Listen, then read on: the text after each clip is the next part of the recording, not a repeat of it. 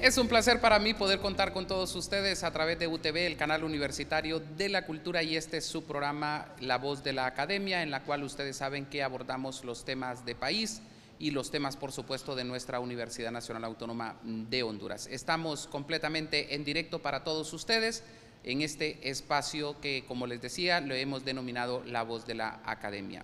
Hoy estaremos hablando de temas económicos, de temas que tienen que ver con nuestro país. Comenzaremos hablando del panorama económico de Honduras, también de la transparencia y la rendición de cuentas en el presupuesto de la República, que debe de existir y que en muchas ocasiones pues algunos se han quejado de que esta transparencia y esta rendición de cuentas no existe. Y también estaremos hablando de los niveles de endeudamiento a los que tiene que incurrir el país para poder financiar ese presupuesto de la República. Hoy nos acompaña un economista ya muy conocido por ustedes, se trata de Ismael Cepeda. Ismael también actualmente se encuentra dando clases en una de las maestrías que imparten en nuestra universidad. Es un placer tenerlo con nosotros, Ismael, bienvenido a este espacio. No, el placer es mío y gracias por la invitación. Sin duda, estar en la academia es muy importante y poder pues, hablar también de asuntos y temas que realmente el país lo necesita. El tema económico, aunque a veces podría sentirse demasiado redundante, demasiado hasta puede generar cierta alergia, pero en la realidad es que el día a día nos consume y sabemos que la ama de casa, el estudiante, el empresario, es lo que al final siente en su bolsillo y por eso no podemos dejar de la mano estos temas. No, y que muchas veces estos temas se vuelven densos, que para mucha de la población pues no les cuesta entender un poco estos temas. Y yo creo que estos espacios deben de servir para eso, para llevarle a la gente y dejarle claro cómo está la situación del país. Sin lugar a dudas, debido a que, bueno, es la academia y debe trasladar, yo sí soy partícipe de manera sencilla, simple, estos temas, y que más que estos espacios, bueno, para quien nos ve, nos observa, presta atención, pueda comprender la situación actual, más allá también, ya que es un espacio académico, más allá de simples conversaciones o simples entrevistas, sino que podamos darle la profundidad necesaria en el tema económico. Excelente. Vamos a entrar en contexto. El primer tema que queremos conversar con Ismael pues tiene que ver con el panorama económico de Honduras. En este panorama económico queremos conocer un poco cómo está la situación del país. Así a manera de resumen, ¿cómo ve este contexto de país en el ámbito económico, Ismael? Bueno, sin lugar a dudas, uno puede agarrar algunos indicadores desde el crecimiento del Producto Interno Bruto o, por ejemplo, el tema de que se acaba de presentar el Presupuesto General de la República 2025, donde el Congreso Nacional va a entrar en discusión para que sea aprobado antes del 31 de diciembre o, en todo caso, indicadores como la inflación. Sin embargo, la realidad también nos dice que por un proceso histórico que hemos tenido, muy difícilmente podemos tener certeza de decir que Honduras ha estado bien, Honduras está en bonanza, Honduras tiene una riqueza, aunque sí la tiene, pero en todo caso la distribución es lo que afecta enormemente porque queda consolidada en pocas manos.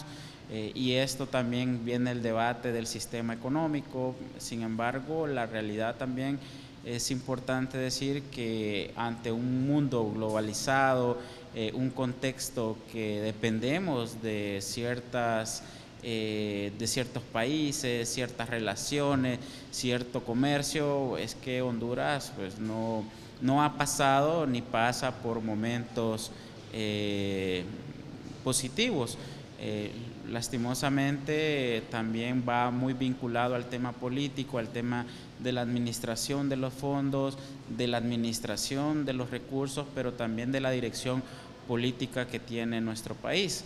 Y eso también afecta la seguridad que pueden tener los agentes económicos, como pueden ser las empresas, las familias, Es más, la misma academia en el tema de los recursos que son destinados en ese presupuesto general de la República para los sueldos y salarios.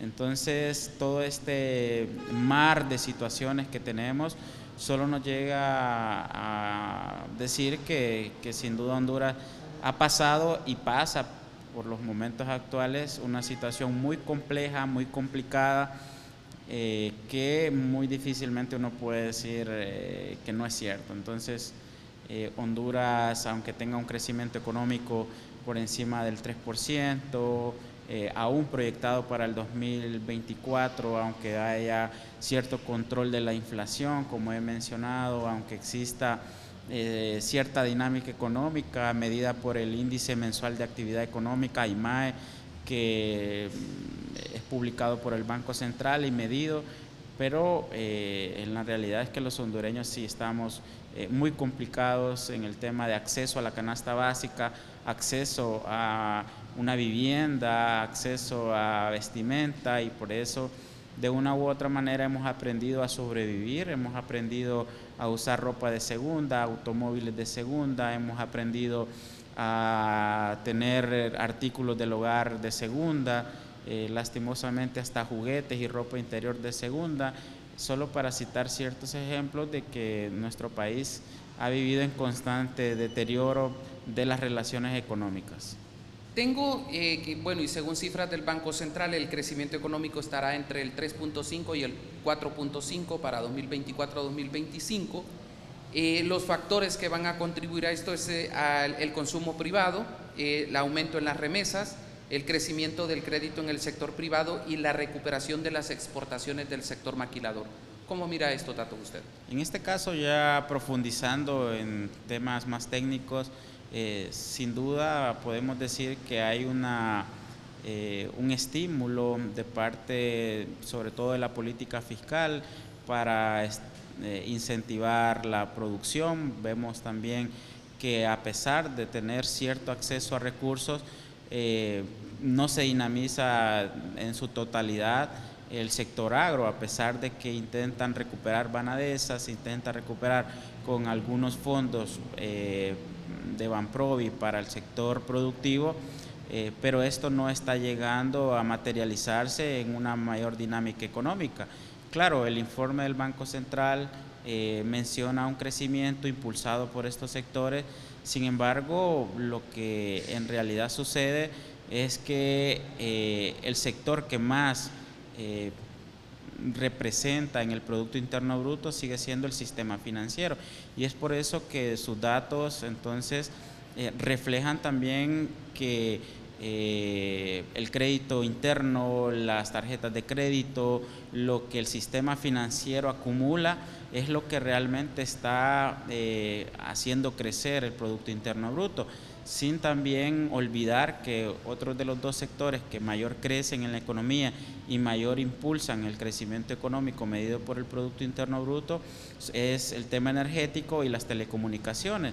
Y si vamos desglosando, por ejemplo, las telecomunicaciones tiene que ver con la telefonía móvil y tiene que ver con los servicios que presta en internet, en cable, y que esto la población ya lo ha adquirido de una manera muy básica, es decir, ya se ha convertido en una necesidad de primera mano, y la energía con lo que tiene que ver con la generación, con la distribución y bueno, el mismo monopolio que tiene el Estado, que es la Empresa Nacional de Energía Eléctrica, con las inversiones que ha hecho el Estado en estas subestaciones, pero de igual manera lo que dinamiza la generación privada y lo que vende al Estado.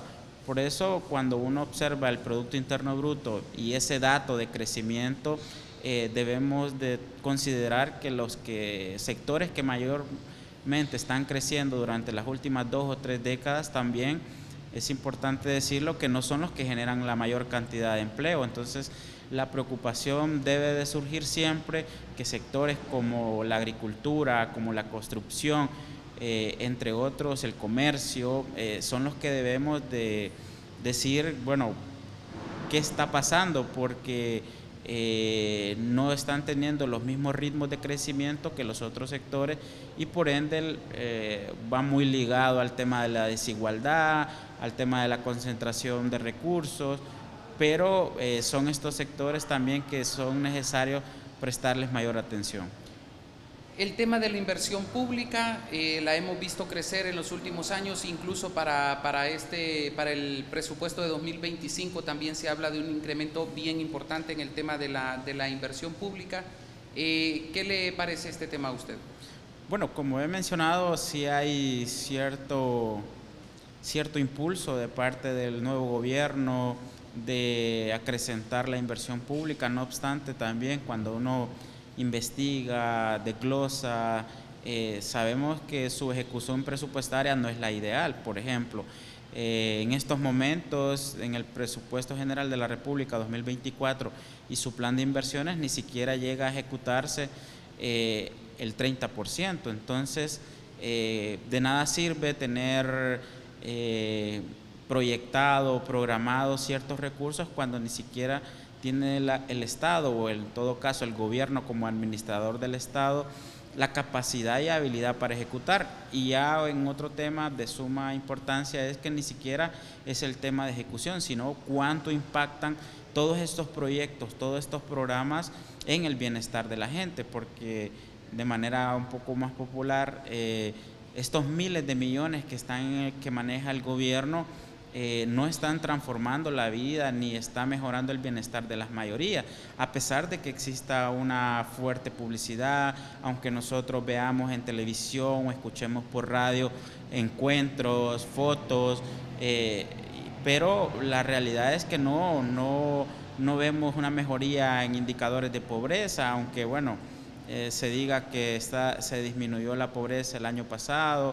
Yo imagino que va a continuar esa tendencia del Instituto Nacional de Estadística de decir que la pobreza va a seguir reduciéndose, pero lo que sí tenemos es que la inversión pública y el gobierno como tal, con todos sus recursos, no hay un impacto y lo que, ya que más adelante vamos a hablar de cómo se financia el presupuesto, de cómo está estructurado, la realidad es que vuelvo a usar la realidad porque me gusta tenerlo como un hecho concreto, un hecho que muy difícilmente puede ser cuestionado, es que no está mejorando las condiciones, como he reiterado en 2 o 3 ocasiones. Es un hecho casi tangible, ¿no? O sea, que la gente lo puede observar, que la gente puede palpar la realidad que viven, porque cuando van al mercado, cuando van a adquirir lo básico, ven que todo está por las nubes, que el dinero, ahora llevar 2.000 lempiras no ajusta, o sea, cientos de factores que influyen ahí, ¿no? Sí, si nos ponemos un poco más técnicos, son hechos fácticos, es decir, que muy difícilmente, como he mencionado, tienen cuestionamiento. Y es que el hondureño, la hondureña ha perdido capacidad de compra por el tema de la inflación, ha perdido acceso a los bienes y servicios públicos como la salud, la educación. Es el hondureño y la hondureña que hoy difícilmente tiene ni siquiera acceso a bienes que son indispensables para desarrollarse como ser humano, como el mismo ocio, el mismo turismo.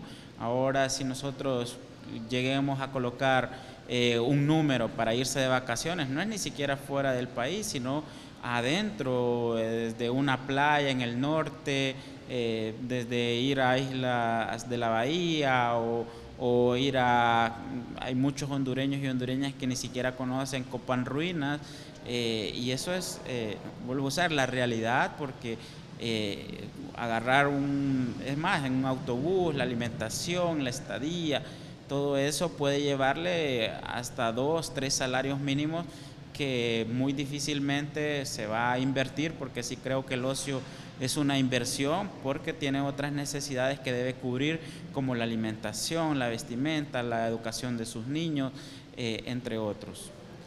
Con el tema de la inflación, el gobierno señala que puede ser un 4%, obviamente va a depender del tema de los combustibles y de los precios internacionales de los combustibles y de algunos alimentos que se compran en el exterior. ¿Coincide usted con estos datos? Bueno, aquí sí nos ponemos la camiseta de académicos y creo que lo que debe de saber la gente es que este índice de precios al consumidor, el IPC, y que su variación se llama inflación, es decir, hoy tenía 100, mañana tiene 110, es un crecimiento del 10%, a eso le llamamos inflación.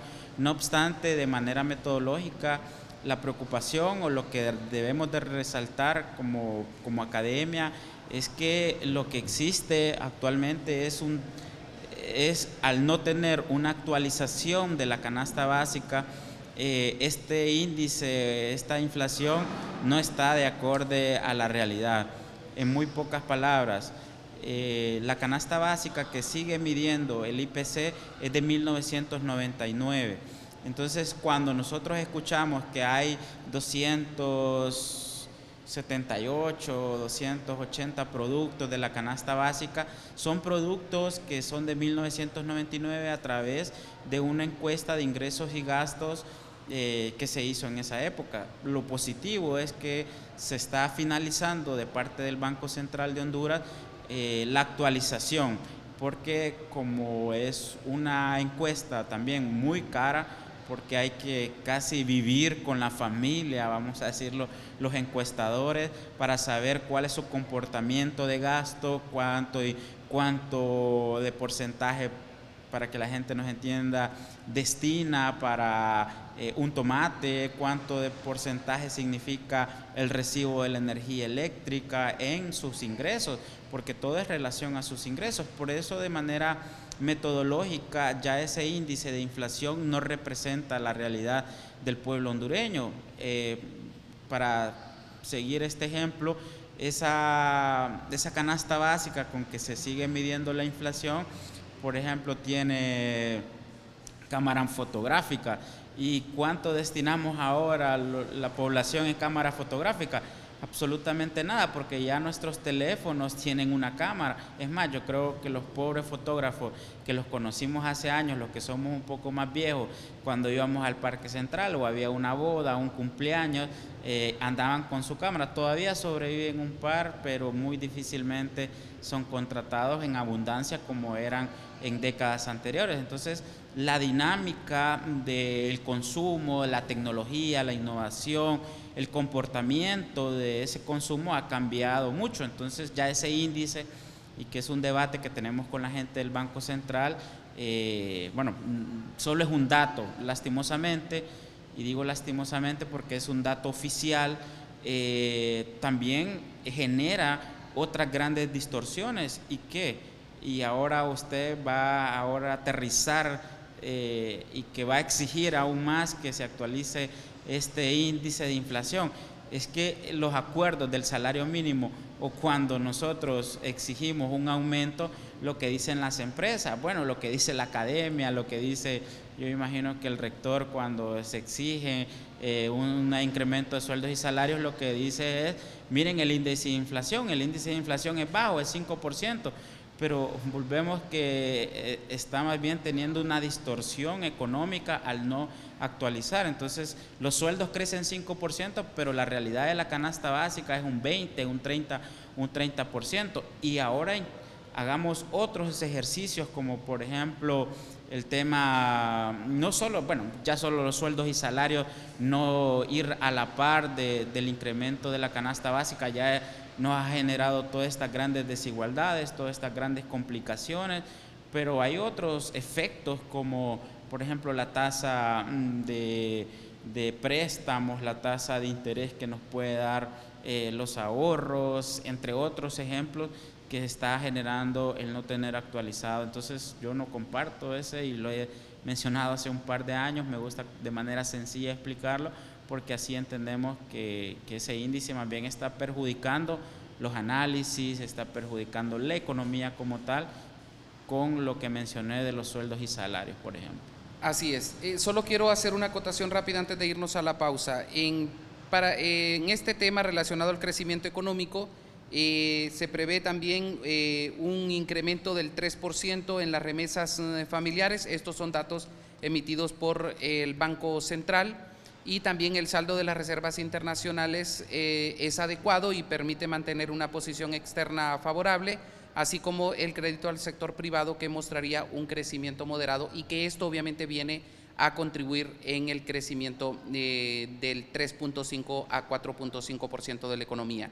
No es suficiente, porque los expertos señalan que esto debería superar el 8% para poder ver resultados más viables en relación al crecimiento y verlo de manera general. Este 3.5, 4.5% es muy bajo, y se necesita hacer esfuerzos dobles para que se pueda llegar en algún momento a superar los 8 o llegar al 10% para poder ver mejores movimientos en el tema del crecimiento.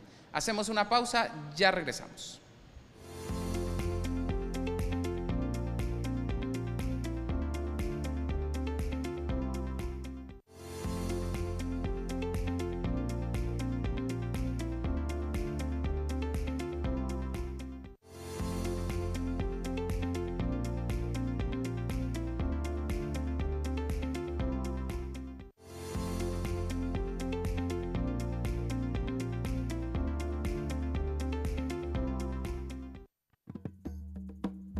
Por primera vez en Honduras, el Festival Universitario de la Cultura y Arte para la Identidad Nacional 2024.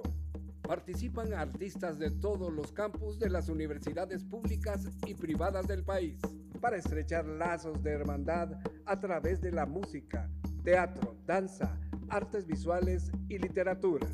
Entrada libre y gratuita a todos los espectáculos.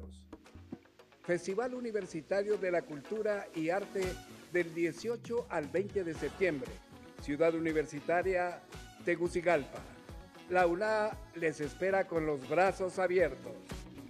Nuevamente, Honduras será sede del encuentro deportivo universitario más grande de la región.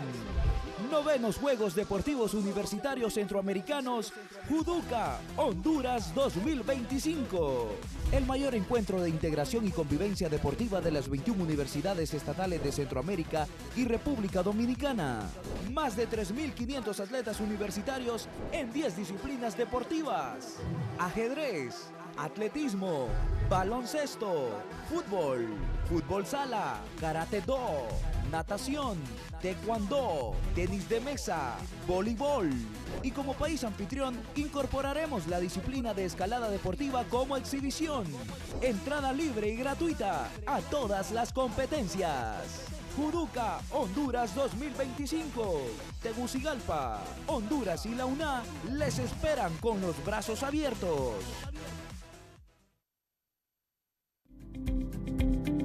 En Honduras, hablar de corrupción e impunidad desde la perspectiva académica será un tema cada vez más recurrente. Gracias a la creación del Observatorio Universitario Nacional de Transparencia y Anticorrupción de Honduras, OUNTA, impulsado por la Facultad de Ciencias Sociales de la Universidad Nacional Autónoma de Honduras. Desde el observatorio se generarán datos e información confiable y de calidad, con el fin de ampliar el conocimiento sobre los procesos de la administración pública del país. Una nueva historia en pro de la transparencia y rendición de cuentas.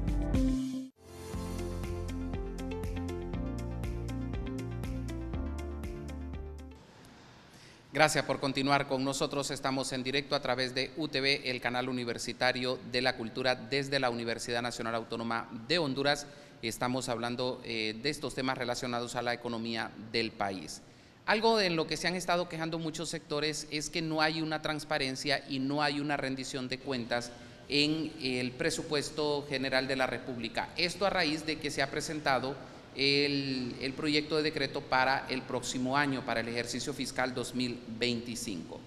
El 15 de febrero de 2024, el Foro Social de la Deuda Externa, mediante un pronunciamiento, se declaraba en estado de alerta y con preocupación que el portal único de transparencia, dice ahí, de todas las instituciones del Estado no estaban habilitadas y funcionales. No hay información sobre ejecución presupuestaria, procesos de licitación y todo esto incluyendo el tema relacionado al presupuesto de la República. Y esto ha sido siempre, ¿no? Este tema de la falta de transparencia y de la rendición de cuentas de estos presupuestos, pues nunca ha habido. Pero preocupa aún más porque venimos a un año electoral.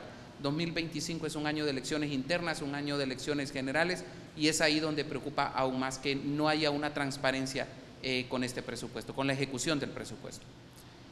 En este caso creo que es doble vía. No hemos como Estado, no hemos como gobierno estimulado la cultura política, no hemos estimulado a que los ciudadanos y ciudadanas tengan conocimiento y no solo publicar un estado de cuentas, no solo publicar el presupuesto general de la República, no solo es publicar algunos documentos. Lo que corresponde a lo que le llaman transparencia activa es que los estados, los gobiernos puedan ser dinámicos y puedan mostrar las cuentas de manera, bueno, es más, aunada con un concepto que ahora se usa mucho, datos abiertos, que no sea una fotografía, por ejemplo, del balance o del sueldo o de un cheque, sino que pueda también el hondureño o el ciudadano, en todo caso, acceder a esa información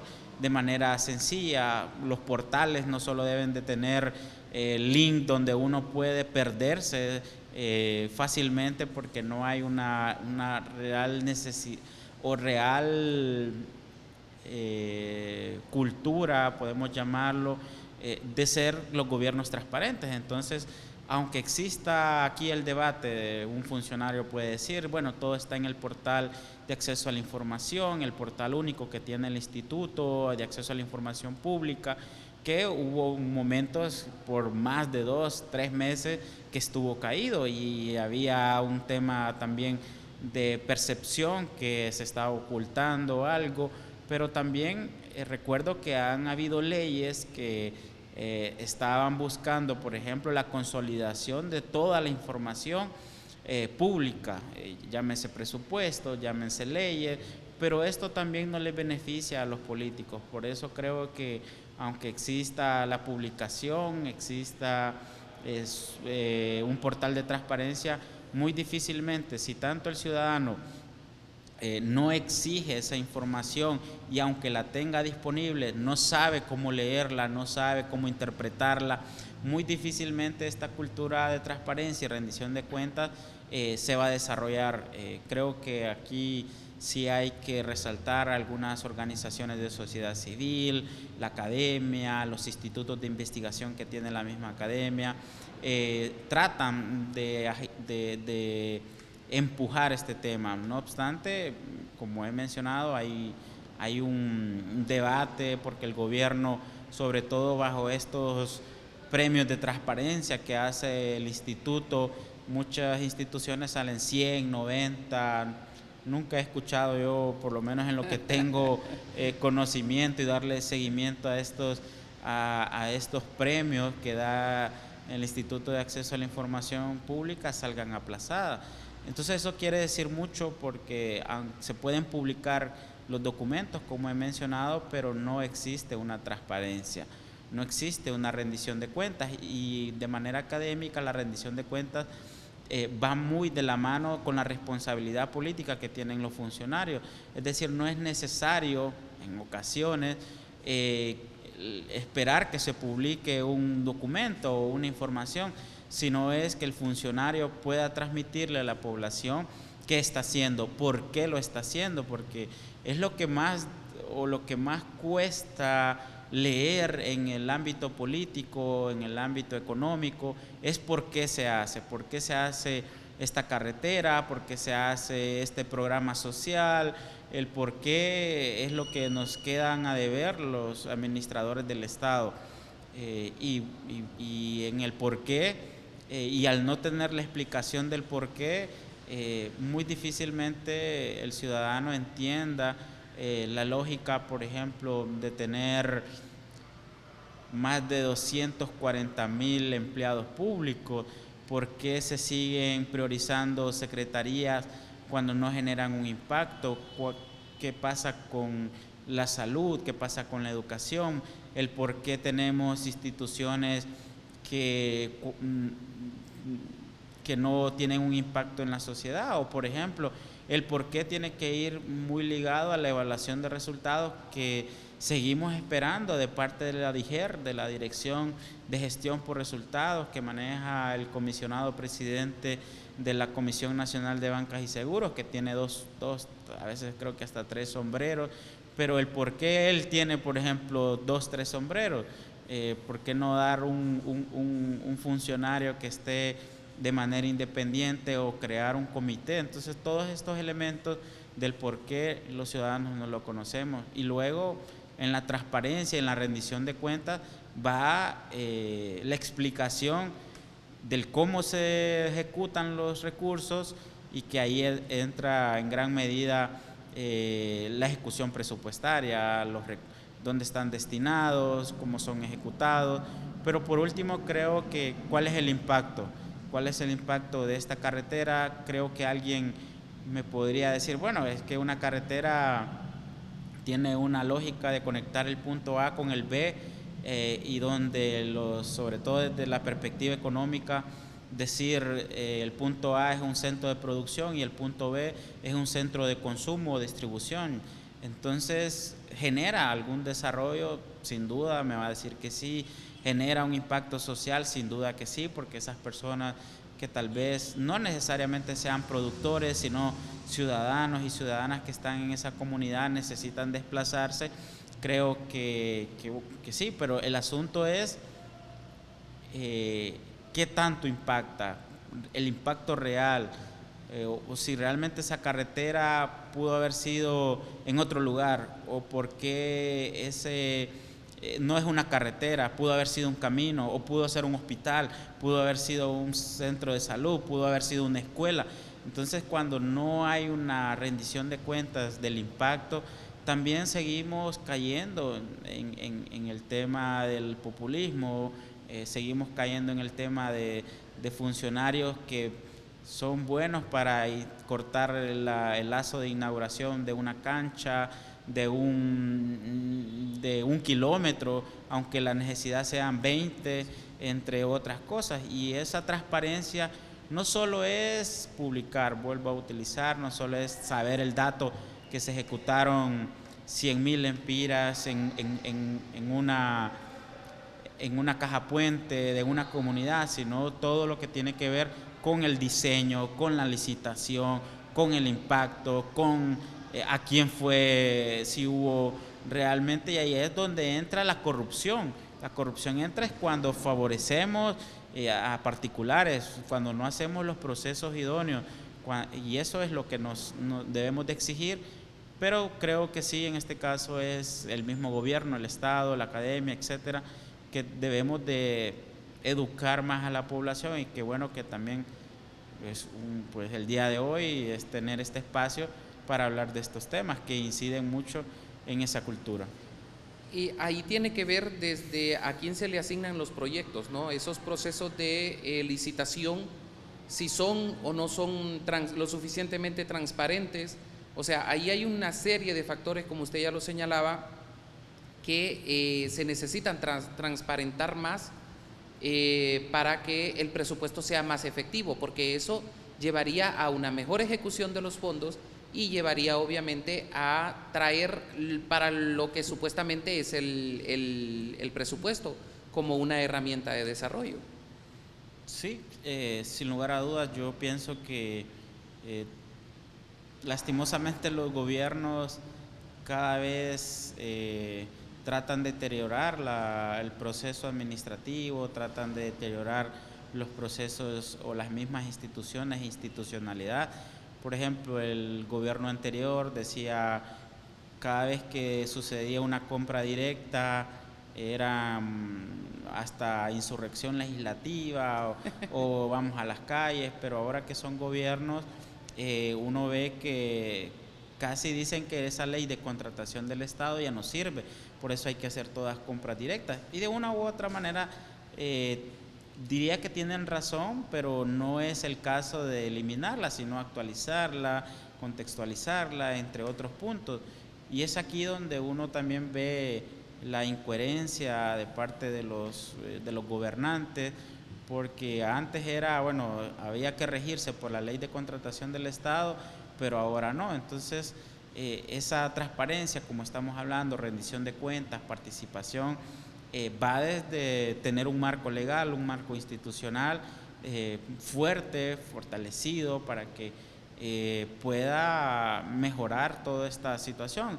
Y no solo, como hemos mencionado, el tema de la transparencia, sino volvemos al impacto en el bienestar, en el impacto a una mejor sociedad de manera de acceso a recursos, de manera de tener acceso a la canasta básica, entre otros, etcétera.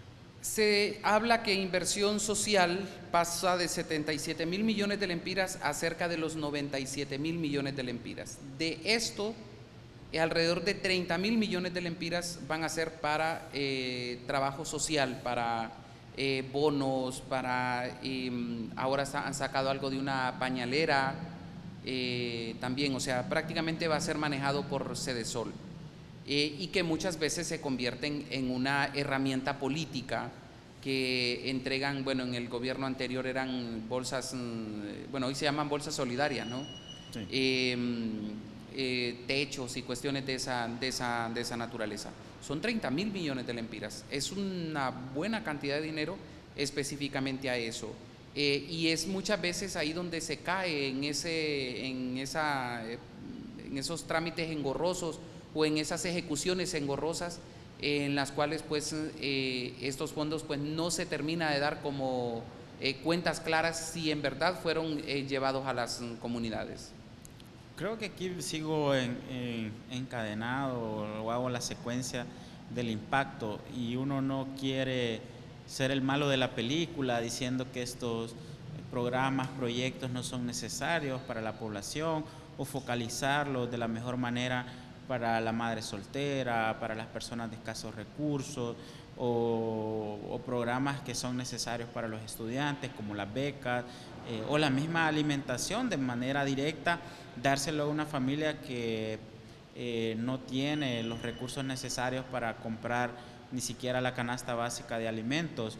Y vuelvo, uno no quiere ser el malo de la película, o que se entienda que uno es el malo de la película, porque lo que es necesario tener es el impacto, es tener una matriz, por ejemplo, si ya nos ponemos muy técnicos, que pueda decirnos si esta familia, y es por eso que la concepción de, por ejemplo, de todos estos bonos es la transferencia monetaria condicionada, ese concepto de transferir recursos pero con condiciones. ¿Y cuáles son esas condiciones? Pues los países que más implementaron, pero sobre todo está demostrado que mayor impacto han tenido, fue Brasil y México, con programas de Bolsa Escola, por ejemplo, en Brasil. ¿Y qué es una transferencia monetaria condicionada? Es que la familia se comprometa a ciertas condiciones, como enviar a su niño a la escuela, o por ejemplo llevar a su niño al centro de salud para que esté midiendo su peso, su talla, y que los recursos que se les dan o fueron destinados para alimentos, pues se vayan para alimentos, y no se convierta entonces en programas populistas, en programas que lo que se mide es la carga electoral y no la carga de transformación que pueden tener las familias con esta asignación. Entonces, uno lo que puede decir es que siempre ligado al tema de la transparencia, al impacto, es que seguimos teniendo una gran cantidad de recursos, los que usted ya mencionó, como por ejemplo lo que va a manejar Sedesol o lo que maneja Sedesol actualmente, y para el presupuesto 2025 todavía se acrecenta aún más. Estos programas, proyectos, recursos, aunque vuelvo, alguien podría decirme, bueno, si esta persona no se le transfiere ese recurso, se muere de hambre, y no quiero decir que eso no importa, sino que este recurso entonces sea focalizado a esa persona, pero exista algo más allá, y va muy también de la mano a que pueda tener el Estado de Honduras mejoría en otros aspectos de Estado, como generación de empleo, seguridad jurídica, no solo estar destinando recursos para gente que sin duda lo necesita, pero no es el fin de un Estado, no es el fin de un gobierno, sino es generar condiciones para todos, aún puedo ser señalado de mal manera, aún para los ricos, aún para la clase media, aún para el extranjero, aún para el inmigrante, etcétera, etcétera. Entonces creo que es ahí donde se pierde la noción de Estado, la noción del administrador del Estado como gobierno, porque se utilizan sobre todo para campañas políticas.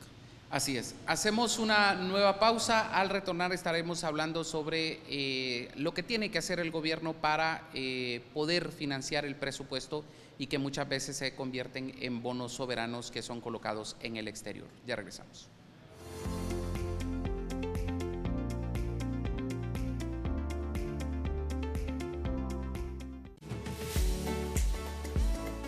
Porque sos el protagonista de esta nueva historia, estamos trabajando para brindarte más cupos y secciones. La UNA te espera. Por primera vez en Honduras, el Festival Universitario de la Cultura y Arte para la Identidad Nacional 2024.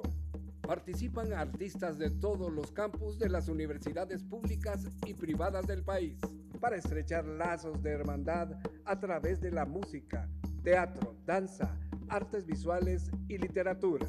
Entrada libre y gratuita a todos los espectáculos.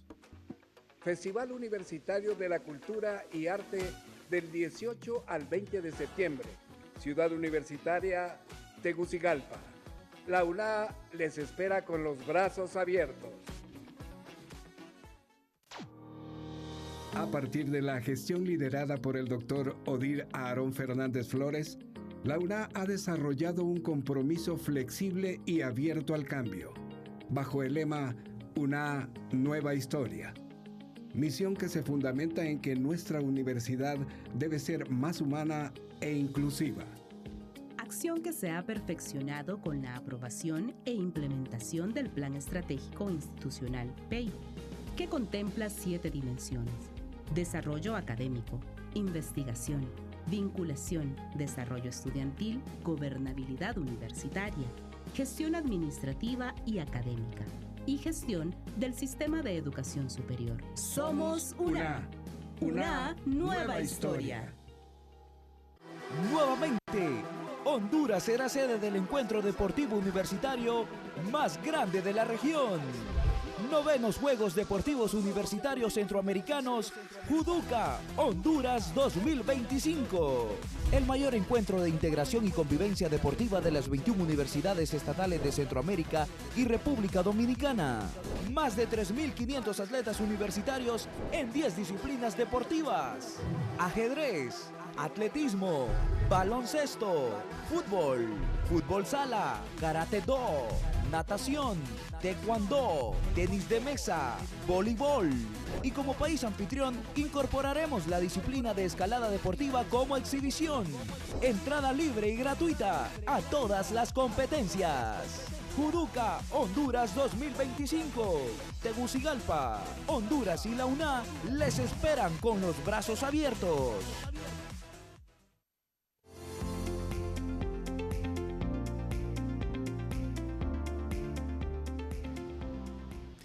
Gracias por continuar con nosotros. Estamos en directo desde la Universidad Nacional Autónoma de Honduras para ustedes en este su programa La Voz de la Academia. Proceso Digital, este diario que está en las redes, ha publicado una nota en la cual señala que mercados financieros de Estados Unidos informan que el gobierno de Honduras busca emitir bonos soberanos de entre 500 y 800 millones de dólares. Habla de que hay necesidades de una combinación estricta de políticas fiscales, que serían como algunos de los obstáculos que estaría enfrentando el país, que el gobierno y el Fondo Monetario Internacional aún no han llegado a un acuerdo, están revisando ese acuerdo en 2 sesiones que ya se han llevado a cabo y una tercera que podría ser con la que se logre este acuerdo.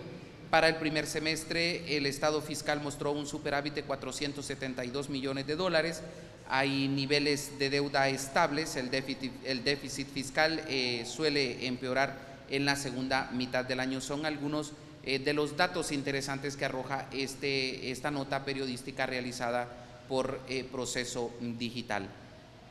Esto casi siempre se da, ¿no? El hecho de que tienen que recurrir a endeudamiento externo, en algunos casos interno, y que esto pues obviamente nos trae mucha mayor deuda al país, y nos vemos sumergidos en un mar en el cual parece que difícilmente vamos a salir. ¿Qué le parece? Bueno, creo que uno de los grandes o de las grandes épocas que tuvo Latinoamérica fue en los 80s, unos le llaman la década perdida, aún inicios de los 90, sobre todo por el gran endeudamiento que le dieron los organismos internacionales a los países. Es más, Honduras, después de tener este gran proceso de endeudamiento, abogó por la condonación de esa deuda con un movimiento internacional donde logró Bolivia y Nicaragua gran parte de ese endeudamiento externo reducirlo, y es por eso que en el 2005 aproximadamente el país se vio de manera positiva implicada en que pudo entonces reducir su deuda externa con alrededor de 2.500 millones de dólares. Y eso que la deuda andaba alrededor de 4.000 y algo millones de dólares. No obstante, después de haber adquirido esa condonación, vemos que las cifras actuales, sobre todo en la última década, llega casi a más de 9.000 millones de dólares, o pegando los 10.000 millones de dólares. Entonces, Honduras ha entrado nuevamente, luego de décadas anteriores, en un proceso de endeudamiento que podríamos denominarlo, así como la literatura decía en esas décadas, en la trampa de la deuda.